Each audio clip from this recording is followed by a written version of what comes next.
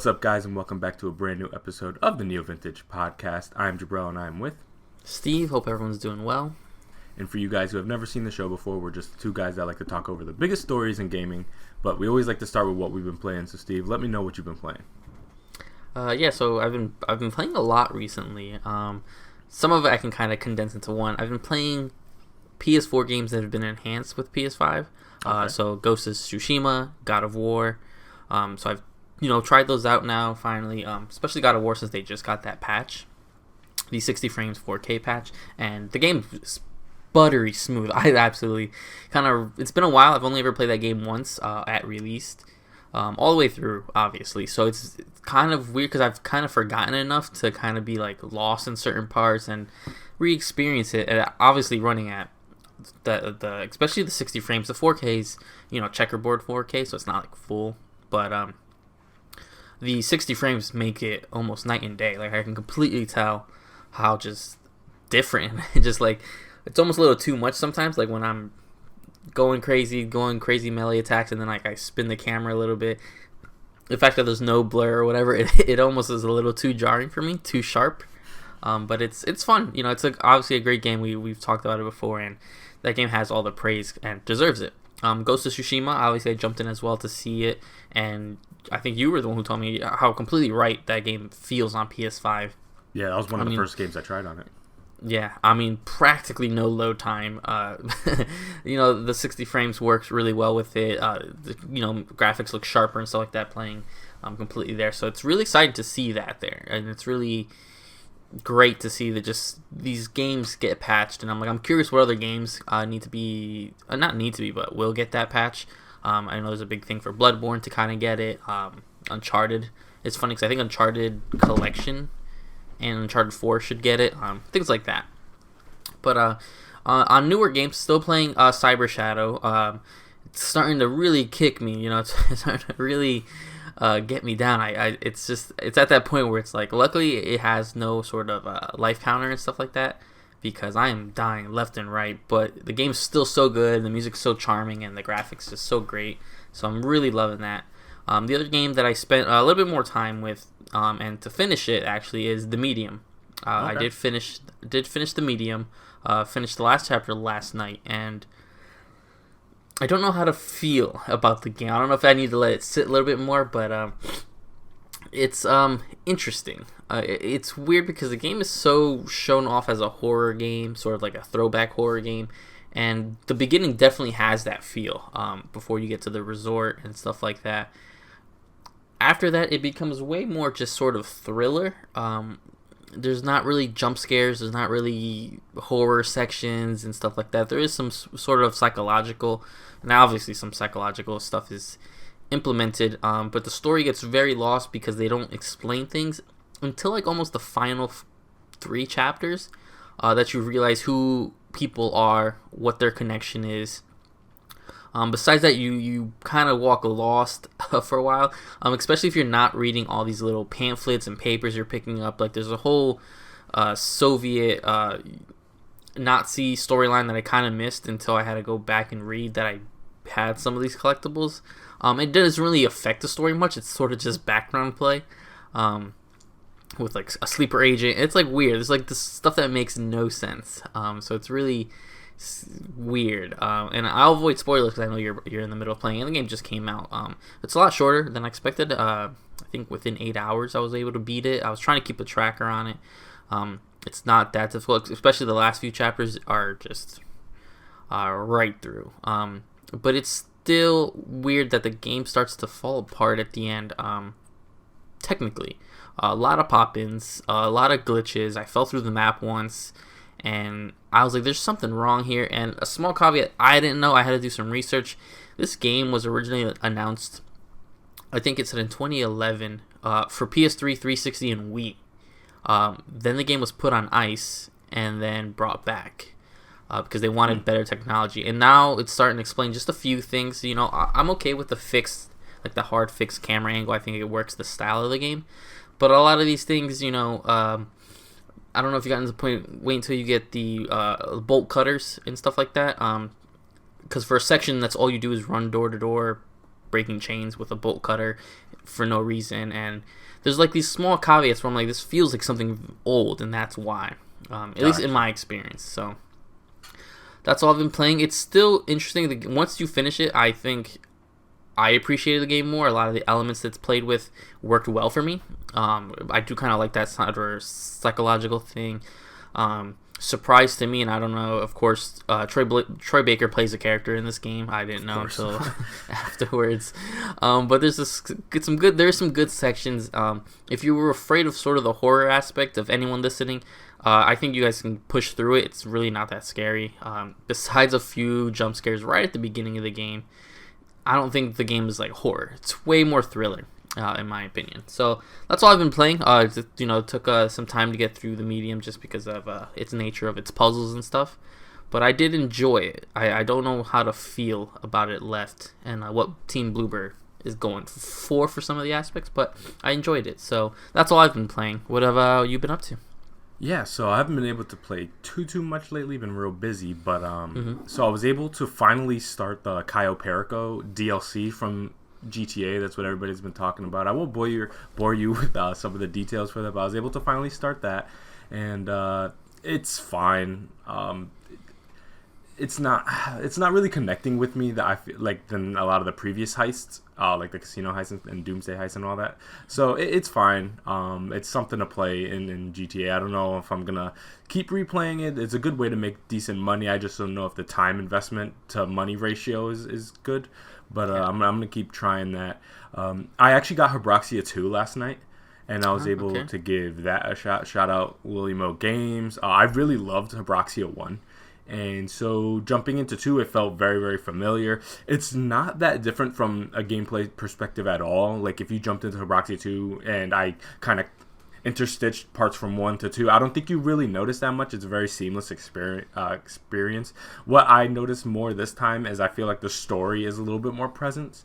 Now that I guess like Colin's part of Lilimo, and he does a lot of the writing, and obviously we saw that pop up a lot in Twin Breaker. I think that is where the influence changed a lot more with Hebroxia 2, where I feel like the story's a lot more interwoven into the gameplay than maybe the previous one. But yeah, it's really, really fun. Only $10. I was able to use my Nintendo points to not really have to use any out-of-pocket money for that. So that's why I was able to get it. So yeah, really, really fun. Highly recommend it to anybody. If you liked Hebroxia 1, you're definitely going to like 2.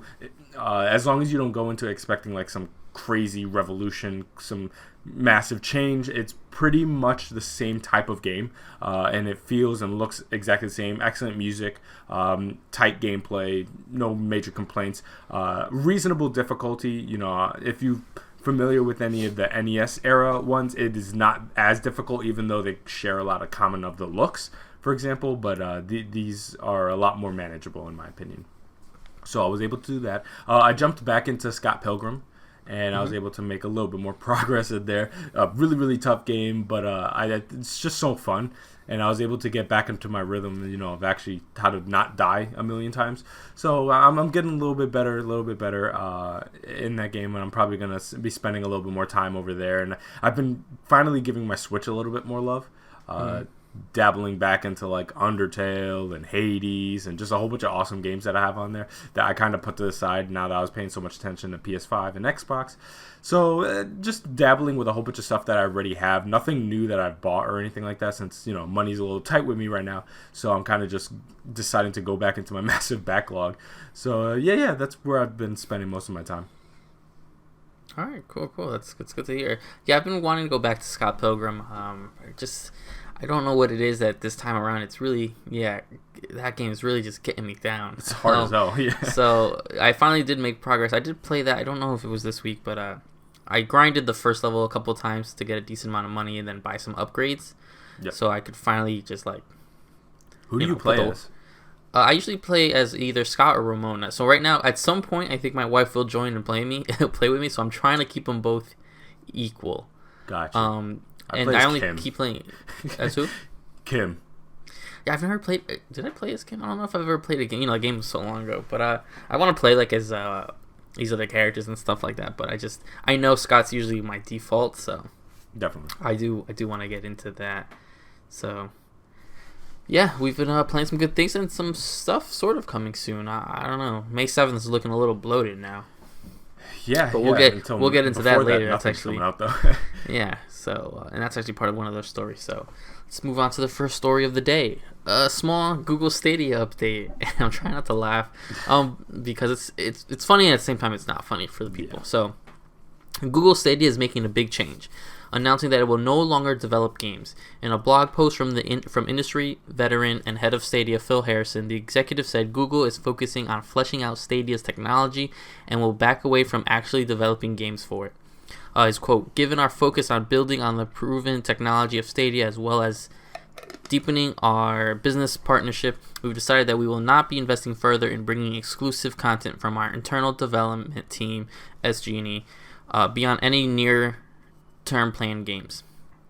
The statement said, "Over the coming months, most of our team will be moving on to new roles. We're committed to working with this talented team to find new roles and support them. Google's game-making studios in Los Angeles and Montreal are closing as part of this news, according to Kotaku. Around 150 developers are said to be impacted. According to the report, Google is trying to place the affected developers in new positions within Google." And the full statement we always link below in our videos. This is a sign of something we've always been talking about. We've said this since the beginning of it, especially since it hit the streets, is that Google Stadia is dying. I don't even know if it was ever alive, but I laughed at this for a minute, but then I did think, man, there's got to be a lot of developers and people who are working on these internal teams who are affected. And luckily, they are mostly getting shifted around in Google, and with some of this experience, hopefully they can get into other companies and stuff like that. But how was your initial reaction to this? I mean, yeah, it's really unfortunate for the people who are affected by this, but again, it's like not surprising whatsoever. I expected this. I mean, not around this time at this point. Stadia, I haven't heard of a massive boost in players. I don't see any crazy stats, and if they had good stats, they'd be sharing them if they could. And no, I wouldn't say no one, but most people don't care or don't know about Stadia. Nothing has really came out of this service. No major exclusives that they got. Nothing from these major studios have been produced to bring people to Stadia, for example. And again, Google has this long trend of abandoning projects. So it's good that I guess they haven't abandoned it outright completely, but them abandoning the specific development thing, I mean, it's kind of par for the course for Google at this point. They have a dedicated website to every project that they've abandoned over time. So yeah, it's unfortunate, but it's not surprising at all. And I would imagine in the next year or so, we're probably going to get the whole final date of like, hey, we appreciate you guys joining us for this ride, and as of 2022, we'll be closing all servers and blah blah blah. I know that announcement's coming soon, because again, there's no one on this service, no one's playing this, and because of the way that they released it, there's almost no reason to adopt this. I understand the proposition, but Amazon's jumping in with a better price proposition with a very similar service that I'd imagine would perform similarly, because Amazon's just about as powerful as a company as Google at this point. So yeah, I was never sold to begin with, so this doesn't surprise me at all. And hopefully, I do like the fact that they're trying to find the affected parties new places that they can go, so where you hopefully won't see like mass unemployment from this move. Yeah. So that was nice to hear, but it's like disappointed but not surprised. That's my main response. Yeah, that's my thing. And then, it was all, the writing was on the wall. You released this sort of in a weird state. You had, and I know they changed their subscription model after, but you had to pay for the service. On top of that, pay for games. You weren't getting free games at the time. I know now there's sort of a free version and stuff like that, but it's like you missed your chance. You also took a long time, and I know it's not completely their fault. You didn't launch on iPhones at the time, so until almost a year later.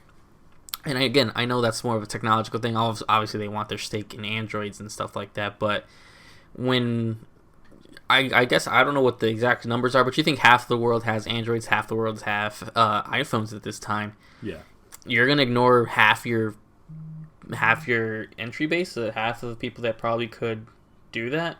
It's a mixed bag where it's just like, you guys didn't do the moves we wanted you to, and you didn't do them fast enough. You weren't reacting quick enough when these issues were having so many problems, when these games weren't uploading at 4K and weren't playing at 4K. Servers really bad. Only people that were talking about it were not people that were paid off, but sponsored under the table or over the table, depending how transparent they were. Again, the people who, Google sent me up with this whole new router and everything, and yeah, it works great. And it's like, interesting. But it is unfortunate. Again, hopefully all the developers and anyone who was impacted by this can get new jobs. And Google is so large. Obviously, most of these people can probably, most of these people were pulled from other places. Some within Google, some out of Google. So it was interesting to see who goes back to their previous employers. But some people left jobs from they were working at a couple years to then go to Stadia for only 2 years. A year? 2 years for their project to die. So that is unfortunate. Yeah, they had some big names at one point. And if anything, they kind of just showed why it's so difficult for new parties to break into the game industry. And the reality is you just have to come in swinging and play your cards right, foster those relationships. And if any company we thought could possibly do it, it should be Google. But for some reason, they came in on some real, amateur hour type decision making, where the price proposition was all wrong. They didn't foster the relationships. Before they ever launched Stadia, to me, they need to sort out those relationships beforehand. And then not try to release a service and then be like, hey, we're going to try to poach some games and services from people. It's like, no, before you ever launch that, you need to sit down in EA, a Bethesda, and be like, hey, we're going to give you this amount of billions to develop a mainstream game for our service, period. Yep. And then unless you can get those, then don't launch the service, because you're going to end up in this exact point where everybody's kind of sitting there twiddling their thumbs on their side being like, nobody's playing our game system. It's like, why would anybody go to your games? Like, you don't offer anything. What, another way to be able to play Destiny 2? Yeah, no thanks. Yeah, a worse way. Yeah, pretty much. Okay, so I guess we could jump into the second story. It's actually pretty interesting, which is Embracer acquiring Gearbox.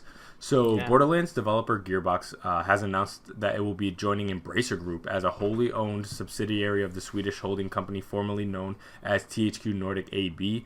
The deal, reportedly worth up to $1.3 billion, will see Gearbox and its 550 staff in Frisco, Texas, and Quebec City become Embracer Group's seventh official operating group. So Embracer at this point is a pretty large operation and throwing around some pretty significant money. Embracer's existing operating groups include THQ Nordic, Saber Interactive, Koch Media, Deca Games, Amplifier Game Invest, Coffee Stain Holding. And Coffee Stain, I hear a lot about shaking things up in the PC space. Lars Wingefor's version of Embracer as an allied partner group committed to fueling and accelerating the ambitions of a series of decentralized, successful entrepreneurial companies, a little bit of word salad there for you guys, while magnifying the collective value and advantage of diversification across the entire group is the most brilliant strategy and design for short, medium, and long-term success in the industry that I've ever encountered in my 30 years in this industry, said Gearbox co-founder and CEO Randy Pitchford in a statement accompanying the announcement. The feeling at Gearbox is that we're just getting started, and this transaction is not merely a stimulant for the talent of our employee-owned company, but a propellant for the exciting future we have planned. Pitchford will continue as Gearbox boss following the merger. So this is very, very interesting. Obviously, we've seen a lot of THQ Nordic related things and their parent company acquiring everything in the game industry. And if you actually look at the amount of other teams that they're going to be now, I guess, a part of with Gearbox, like, THQ Nordic, obviously, Saber Interactive, Koch Media, and Coffee Stain, where it has some big names on Steam that I've seen some associated with them. They're among pretty impressive talent. $1.3 billion is a pretty decent valuation for what I'd say Gearbox can possibly get. That doesn't sound like they were like undersold or anything like that. Obviously, when you see any team lose, I guess, some semblance of independence, that could be a little discouraging because, again, when you have a buyout, now they have one more force that is not in the way, but plays a role in okaying certain projects. So, there's a reason why that massive payout comes on, because there's a degree of control now. So we'll see if this has a positive or a negative effect for Gearbox. It doesn't seem like they'll have a problem funding operations anymore, so that's a good thing. But what do you think about this story? Yeah, it was interesting because, again, it's weird because we're seeing companies that, nothing's for sale until the money hits a certain number, obviously. But THQ Nordic and Embracer in general has kind of been in this medium, like, AA space, sort of, for a while now, ever since they kind of resurfaced as THQ Nordic. And I know the joke was that they're buying everything. They were buying IPs left and right. Now they're buying whole studios and developers. So it's really interesting what they see. It's also just, this deal is, what did they report? 1.3 billion.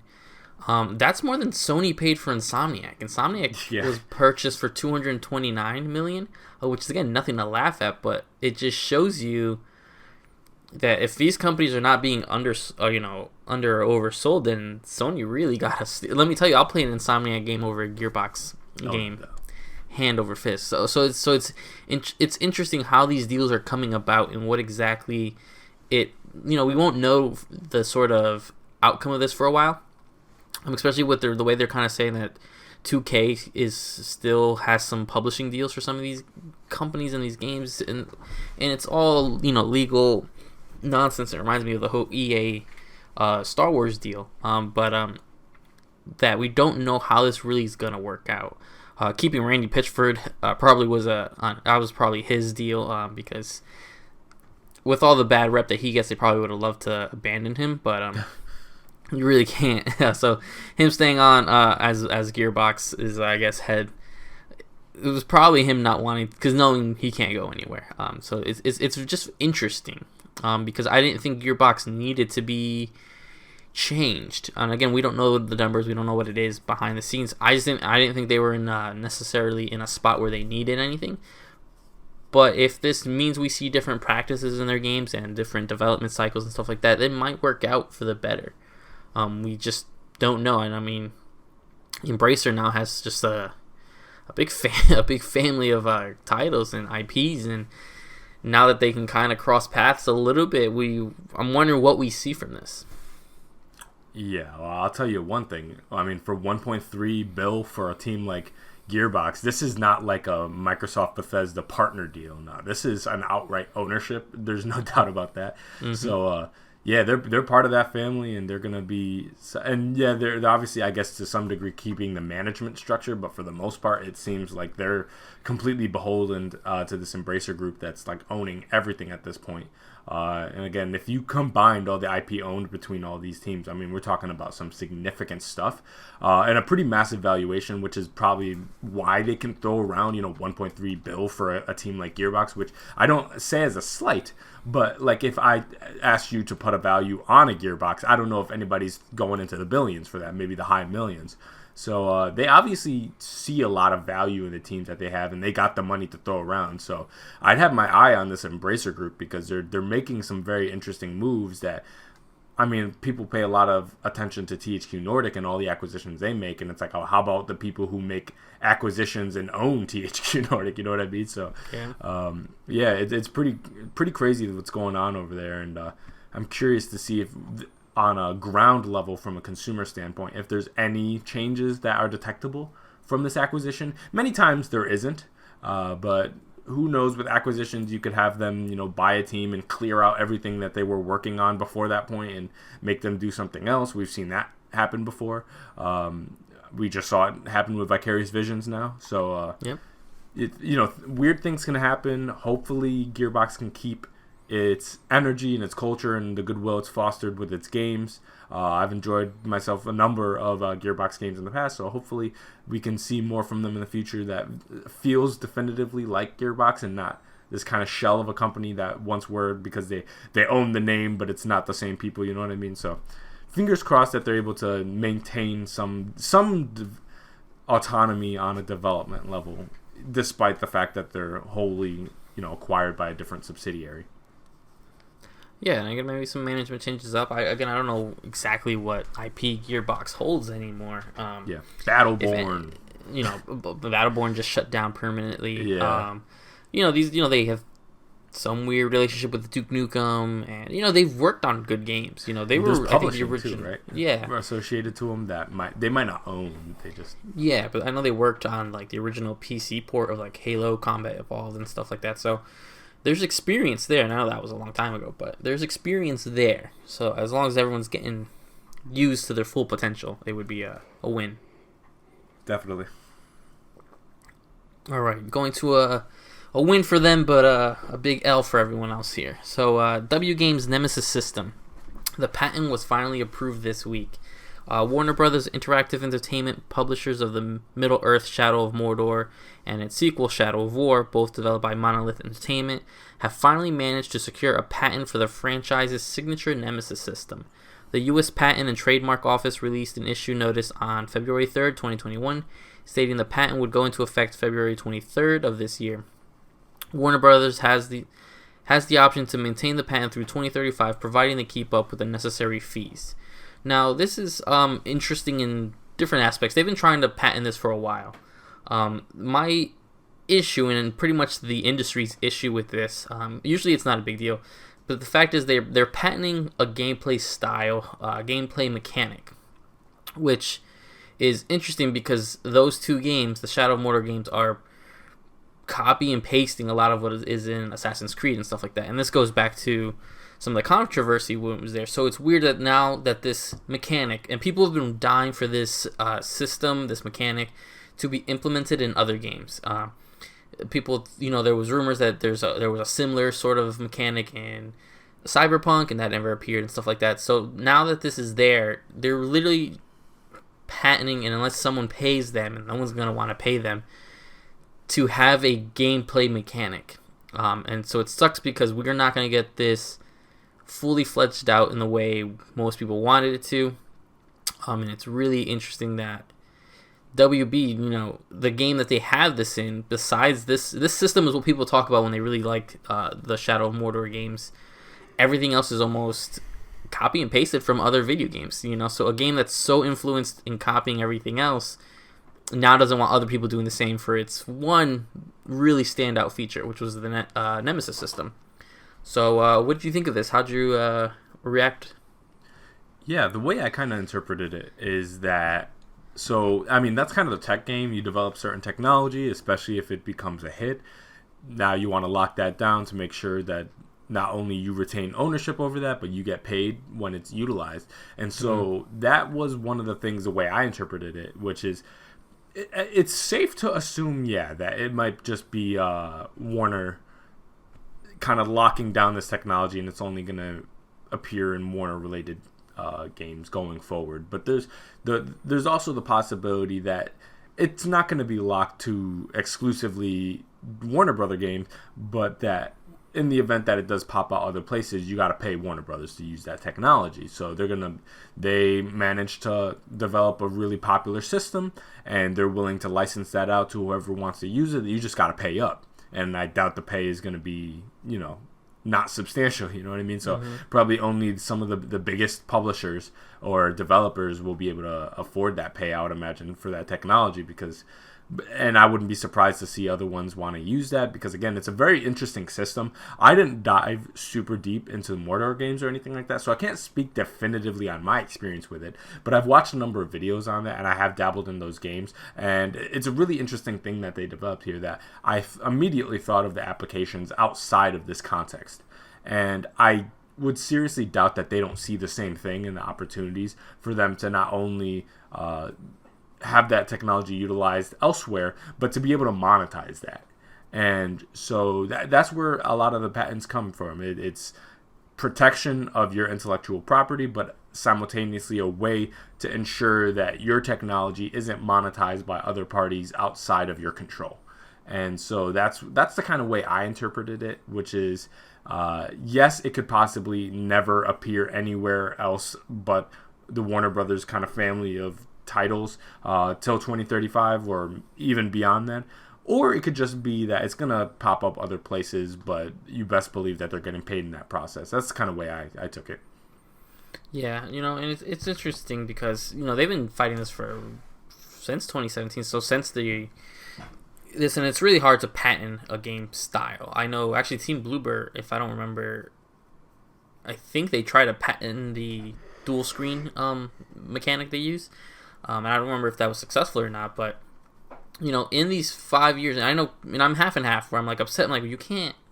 It's like when those people were trying to patent dancing moves. It's like, you can't do that. Somehow WB was able to actually get this, and I think it's the more formulaic system of that is alright. But no one else. It's the code. But no one else has done it. So technically, since 2017, you would have technically, I guess, legally been able to do it. No one's done it. You can even change a few factions and a few way the system works, and you call it something else, and you'll be fine. No one's done it since then. That's why people keep talking about it. It's because that mechanic's pretty much the shining moment in this game. So it's weird because no one's tried. And now that they patented it, people are upset. And I'm like, because I'm half and half. I keep going back and forth where it's like, you shouldn't be able to do that. But they did.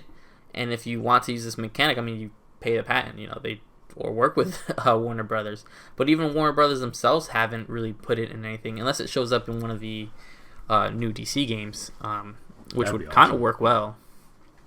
But I guess it's more of a wait and see system. Again, they just own the patent to it. Doesn't mean, you know, they're gonna make you pay crazy amounts of money, and who knows what it's gonna work well with if it even appears again. And if it doesn't appear again, that means we didn't really like that system that much. I've looked into that system and I thought it's interesting. It's not really a deal breaker for me, but yeah, my guess is just it's a complex algorithm and AI and all that stuff that I'm not educated enough to speak on, but I'm sure it took them quite a bit of time to develop this specific system to work the way it does and to kind of adapt to the players' actions and stuff like that in a way that is not only something that they need to make their money back on, but something that they know others would have an interest in now that it's around. But to implement something of this complexity takes time. And so I feel like the influence of a game like Shadow of Mordor or Shadows of War with this specific type of system in a 4-year dev cycle average would only pop up at its earliest about now. At its earliest.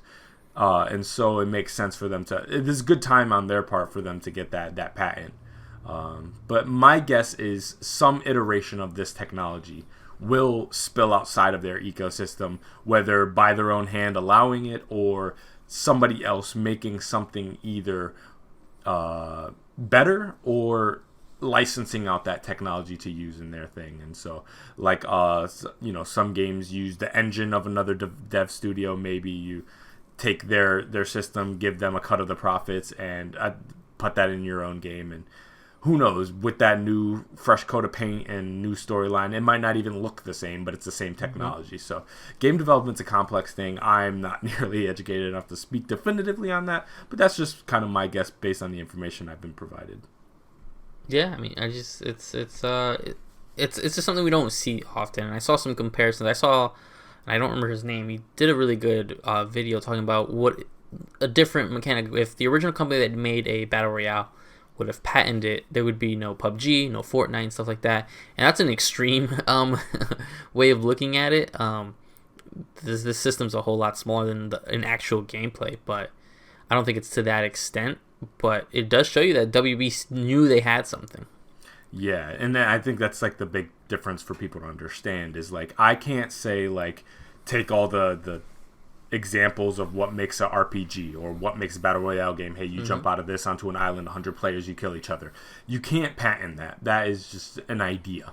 And you could protect your assets and the specific narrative things in your story, but that general idea is not something you can patent. However, if I have a series of ones and zeros that make up the code of my game to make the AI and stuff like that react in a particular way, that's not something you could just take and put in your game. That's something that I can protect because that's a very specific thing. So when some people, I have also seen people making arguments like, how can you just patent a game style? It's like, no, they're not patenting a game style. They're patenting technology and the way that the AI is reacting and stuff like that. That's not ones and zeros and kind of the background code working in their game. That is what they're patenting. And you could still take issue with that, but I think it's important to understand what's exactly being patented here.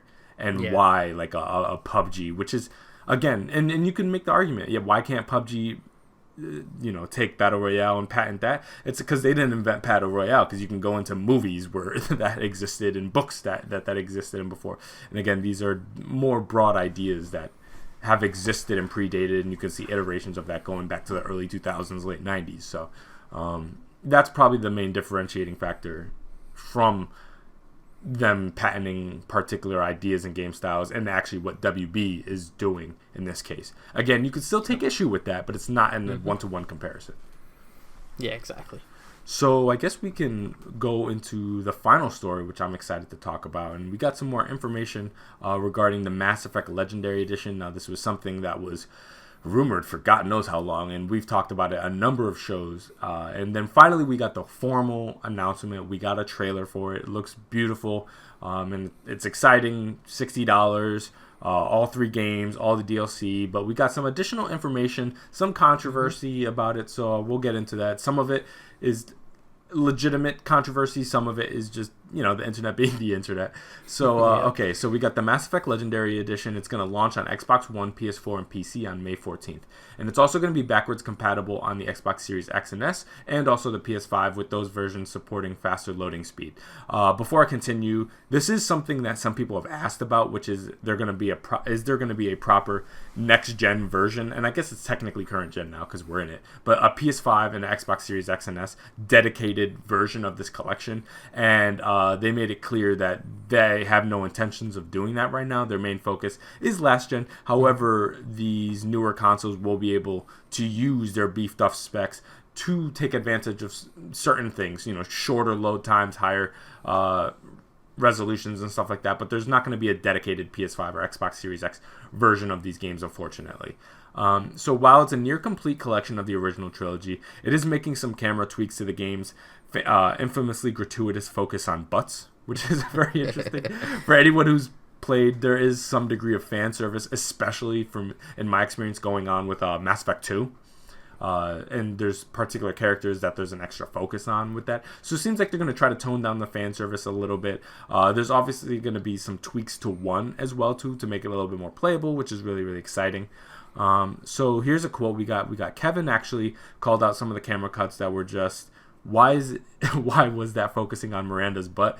Project director Mac Walters explained to Metro. So in some cases, we said, okay, we can make a change there. Some people aren't too happy about that. So obviously the game's culture of what is okay and what's normalized and what's not, there are obviously regional differences of what's okay in Europe and what's okay in America and what's okay in Australia and Japan and whatever.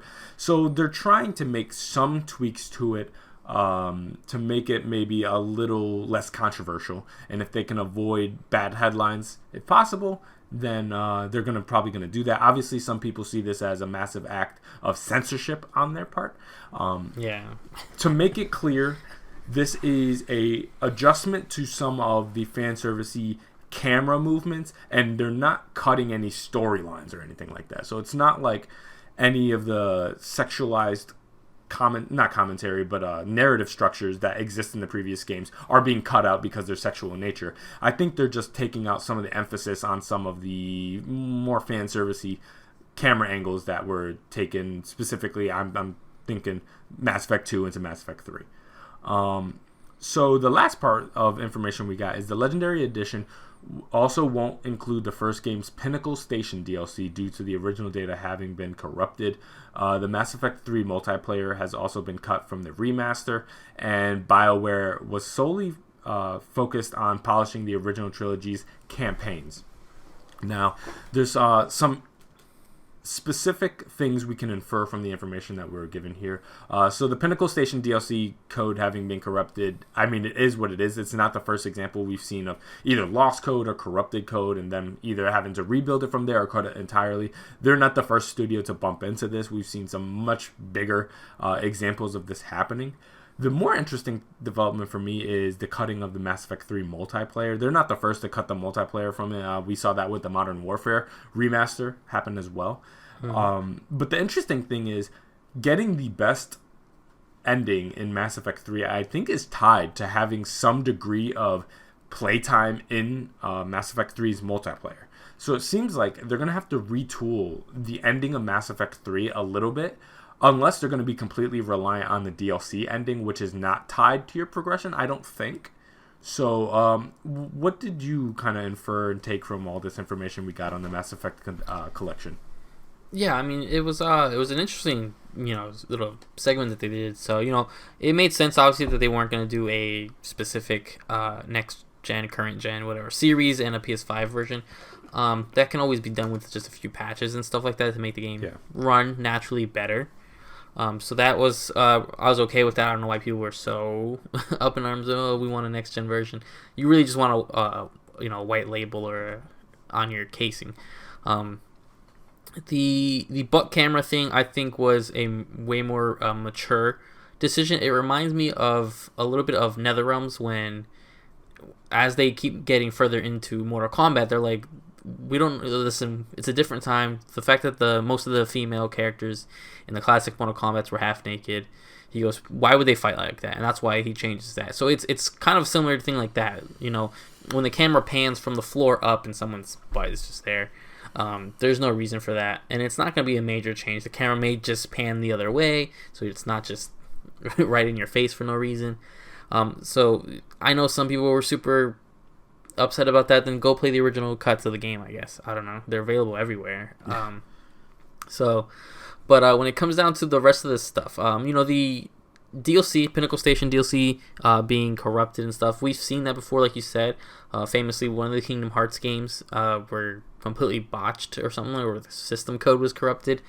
So when they went to do the HD collections, they had to reverse it in a sense.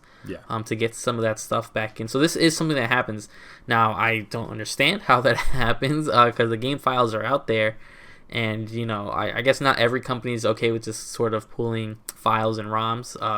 Nintendo is, apparently, but everyone else has issues with doing that. They weren't, but they are. You think they weren't, but, they were literally ripping ROMs and putting it on the Wii U shop and stuff like that. So it's interesting that their one's okay and stuff like that. So it is interesting, but to have to go in there and completely rework and almost recreate some DLC that I guess they don't deem that necessary is fine. And the games are going to be so content filled anyway. You're really going to miss one DLC from Mass Effect 1, right? That's Pinnacle Station is from the first one, and the first one's getting the most work. Really catching up graphically and hopefully control wise, because I did try to replay Mass Effect 1 not too long ago, and the controls were really rough. Rough, just because we've made playable, but it's the worst of the trilogy, obviously. In terms of play. Yeah, exactly. In terms of play, the rest of the stuff is there. Obviously, making the cameras look better, giving it better options for like skin colors and stuff like that, and diversity. All that stuff is really great that they're working with in there. So that's why it's really nice that they're doing that. The removal multiplayer, as you said, is not something we are unaware of. BioShock also did the same thing. They removed the multiplayer from BioShock 2. I don't remember if Infinite ever had multiplayer, but I know 2's is removed from the BioShock collections and stuff like that. So it's not the craziest thing. All the Uncharted, I think the Uncharted trilogy, they removed the multiplayer, I think, from all of them. I know the first one didn't have it. I think the second one, third one that had it, they removed it and stuff like that. So it's not something we haven't seen. I do know that there was a lot of crossover between the DLC from, not the DLC, the Mass Effect 3 multiplayer and the endings and stuff. I know we didn't put it here, but I know they did mention how that due to the backlash, they did that patch, or there was like that fourth sort of extended ending stuff that's being worked into the game naturally. So maybe that is going to cause them to massage that little jarringness of missing the multiplayer aspect to it. I don't know why anyone thought the multiplayer would be in here. From the get-go, when the rumors started, I knew there'd be no multiplayer. Mass Effect Andromeda had multiplayer. I don't think anybody played that anyway. Nobody played that game in general, but... so it's not too shocking. I'm curious, and I'm really excited to dive back into these games. I'm hoping... the timing is kind of a little weird because so many things are going to start releasing in spring. And these are huge asks of people to launch this huge trilogy of games. So I may take my time with it, or, I'm surprised there was super early leaks of Switch version, and that never happened. Mass Effect 3 was on Wii U. We remember that. So it is interesting. I think they're making the right amount of moves here. I think, the small backlash that they did get is really unnecessary, and people are probably just over it by now. So it's exciting. It's exciting that Mass Effect will relive again. There's so many people that haven't played it. I haven't completed 3. I don't think I ever beat 3. Man. I think I don't know what it is that I never beat 3. I think I ended up looking at what ending I would have gotten or something like that. I could be wrong. I know one of the games I never finished. So I'm excited to just experience them again because it's been so long since I've played these. Again, I tried playing one a while ago and it was kind of rough. And I meant to do a playthrough that time and I just never got to do it, even though we were in quarantine. Yeah. So it's exciting time to see Mass Effect kind of revive itself. I'm curious if there's going to be small, not ties necessarily, but Easter eggs to whatever Mass Effect, the next Mass Effect is called and stuff like that. That's showing that's going to connect a lot more to this trilogy than it is Andromeda. Yeah, definitely. And as someone who's semi-recently, within the past 2 years, replayed the trilogy front to back, I could say, when going from game to game to game like that is a phenomenal experience. So to be able to do that on a newer console and not have to deal with those PS3 load times is going to be excellent. So I really can't wait. And it's one of those things where I don't feel like strongly one way or another, specifically about like that sexuality point that I saw so many people like talking about on Twitter and them toning it down. And it's like one of those things that's like, let's say they didn't make these changes and at all call attention to the sexuality. Would this have been an issue one way or another? Unlikely. And barring specifically Kotaku and Polygon that are going to write up this, they're going to write their stories about that. Not to bash on them, but we know what they do. Mm-hmm. With exception for those two, I don't think this would have been an issue one way or another. So it's like this weird zone where developers are trying to almost preemptively cut things out in the event that they might cause an issue. Specifically with and obviously PlayStation right now has a culture where they're not playing into that at all the way they used to, or certain games, especially from the Japanese side, they're not even playing with them. So developers are kind of almost trying to straddle this fence where okay, the culture has changed a lot, so we're going to try to put ourselves in a position to not cause controversy. So what is acceptable, what's not? Butt shots, are they okay? We don't know. Hey, there's people out there who have legitimate issues when the armor is a little too unrealistic and accentuates certain parts of the body and stuff like that. So what do you do about that? Is everybody supposed to wear knight armor? We don't know. I don't know. So it's one of those things where I don't feel strongly one way or another. If they find the need to do this, it's not something that bothers me personally. I don't think it's censorship. Personally, just to cut out a couple camera shots to avoid being controversial. To me, as long as the story is strongly there, I don't got no issue with that. But to each their own. Some people, I guess, had incredibly high investments in Miranda's butt shots, so God bless you. And thoughts and prayers, but I don't know what to tell you. But I'm just glad that this collection's actually finally happened, and this was something that we've been waiting for years for, and it seems like not only is it coming, but it looks like they're making the right choices for it, and I'm just hoping and praying that this is not a Master Chief Collection nonsense where it comes out all broken and just breaks everybody's heart. God. Goodness. That's what I'm scared about. I'm not scared about certain DLCs not available or that them taking out butt shots. Can this come out and will this work? And I'm just hoping and praying it works well.